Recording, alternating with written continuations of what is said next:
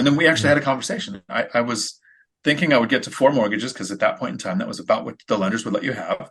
Right. Our very first interview, I was on your channel as a guest. Hmm. And at some point, you just randomly said, because they had shifted it to 10, you Right. said, well, I don't know why you don't go to 10. And I thought, I don't know why I don't go to 10 either. And I wouldn't have had that thought if the goal was like 100 or 200. It was just get to 4, Yeah. and then Yeah. realize once I realized that I don't know, maybe if I was 30, I would think I would want more growth because of who I was at 30. Mm.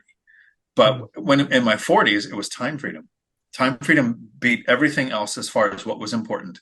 And it can be time freedom to make more money if I You know, wanted to I'm glad you or brought that not. up because that is one of our differences. Matt started when he was in his 20s. I started at 30. So maybe it's the piss and vinegar of being a young adult, a young male with all the testosterone, who knows? Um, yeah, if I started at 50, I can guarantee you my portfolio would be a lot closer to yours. And one of the things I would admit to, if I had to, Yeah. I would not rebuild a portfolio of over 100 units. Let's just say that right now. It's done amazing. The numbers are great. I'm here, so I'll take it. But if I had to go into a time machine with my knowledge, it would be fourplexes and below. Right. I would still probably do the 1031s at the peak because you had to get out because of it was terrible. Right. So I would have done that, but I probably would have 1031 back in to houses probably. Well, I sold some stuff in 18, so I probably would have done that. My goal of a portfolio would be, I mean, ideally it'd be 20 single family homes, easiest to manage, least turnover, most liquidity, best financing. Right. If I had to design a portfolio, it'd be 20 single family homes. That's what I would do.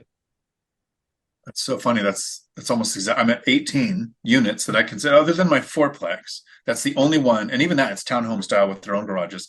Every other unit has its own fenced yard. Yeah, They're all, that's except exact. for the Yeah. one I'm I, living in, is side by sides. It feels like a home. right. And I've said a few times, I don't know if I want this many because I can actually increase the cash flow by offloading one or two.